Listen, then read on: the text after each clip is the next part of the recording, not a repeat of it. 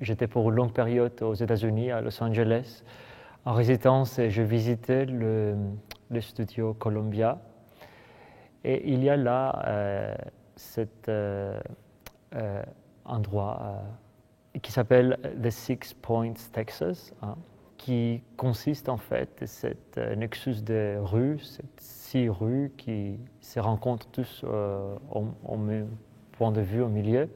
Comme le guide a expliqué, pendant la période de film muet, il pouvait filmer jusqu'à 6 films simultanément dans cette rue, comme il n'y avait pas la pollution du son.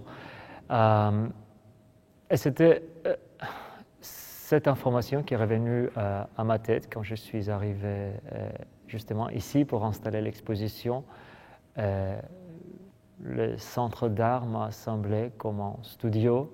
C'est le même programme à peu près, c'est des lieux qui sont imaginés comme ça sur le vide pour accueillir des narrations multiples. Donc j'ai imaginé dans cette architecture qui est riche et complexe avec cette espèce de place centrale et les couloirs qui vont autour en étages, une série de narrations indépendantes en fait, qui peuvent aussi se rencontrer ou pas. Et justement des choses auxquelles je n'avais pas pensé avant, comme le chant de Simèse, ont devenu très très importants dans cette exposition.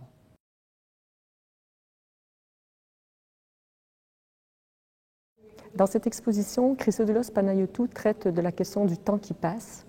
Cette question, elle est traitée sous différents aspects.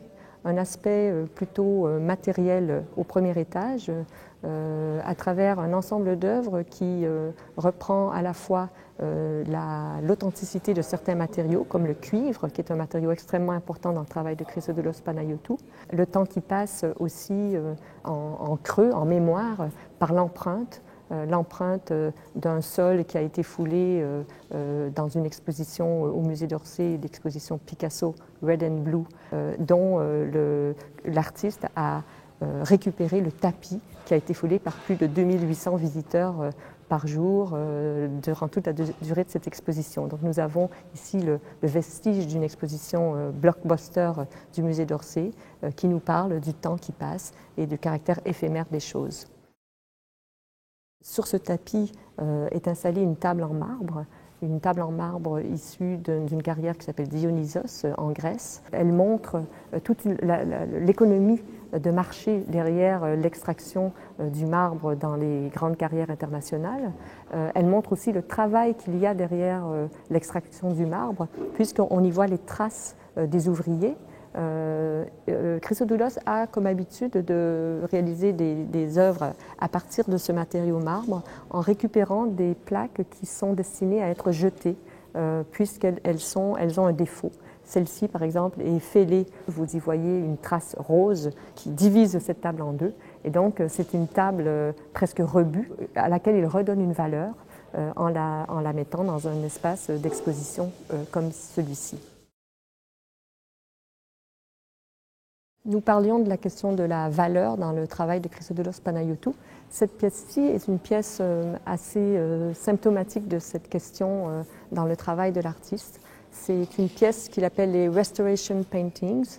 Il a pu, en travaillant vraiment en collaboration avec un restaurateur, récupérer les vernis accumulés sur les petits cotons du restaurateur. Et il a extrait cette matière pour l'appliquer sur une nouvelle toile qui devient le reliquat de tout un temps de présence des tableaux de la collection du musée d'Orsay dans le musée et qui là deviennent un concentré de matière dans cette exposition pour le CCCOD.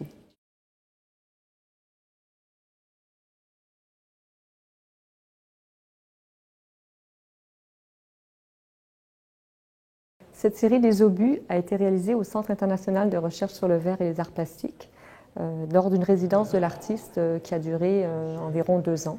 L'artiste a voulu nous parler d'une tradition dans les arts décoratifs qui est celle de récupérer des obus de guerre pour les retravailler C'était les soldats qui les retravaillaient dans les tranchées pour à la fois passer le temps, à la fois défouler leur énergie créatrice.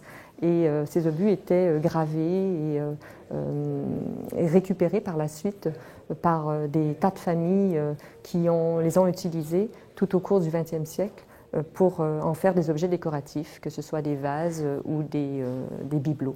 Ici, l'artiste revoit cette pratique en réintroduisant les obus dans le champ sculptural. Vous avez ici une forêt d'obus dans lesquels on a soufflé un verre transparent de différentes manières, avec différents élans, à la fois en élevant le verre en hauteur, à la fois en le grossissant comme un ventre, à la fois en le tordant un petit peu comme un danseur pourrait le faire.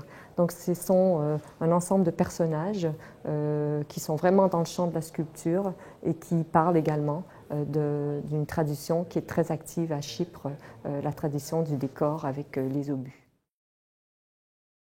Au deuxième étage, le temps est traité d'une façon différente à travers la question du portrait, à la fois la question de l'autoportrait, autoportrait de l'artiste souvent, mais pas de manière figurative, plutôt d'une manière abstraite et très conceptuelle.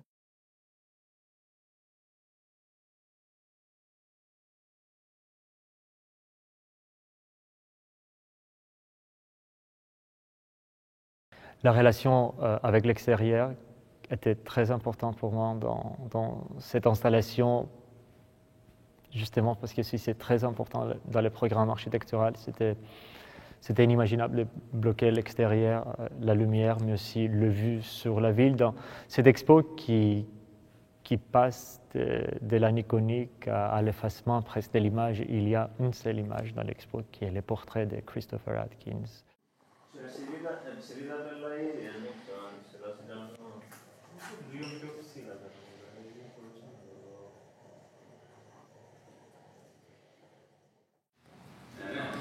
Il faut trouver sa place et la position du sol. Donc, il y a des pièces comme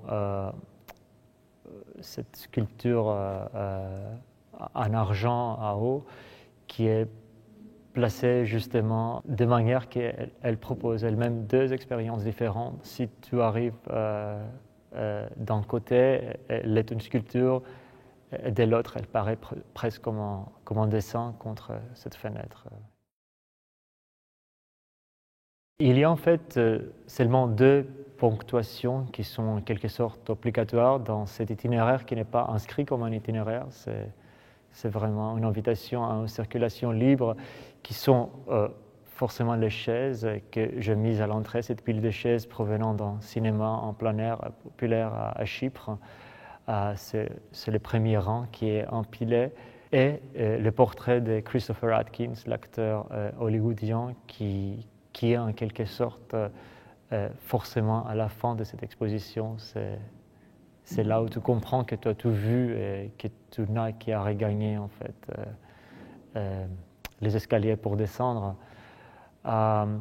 Donc ces deux ponctuations sont les seuls en fait points comme en générique et la fin d'un film dans cette expo que j'imaginais presque comme un long travelling, mais vraiment anarchique du coup, qui peut fonctionner dans plusieurs directions.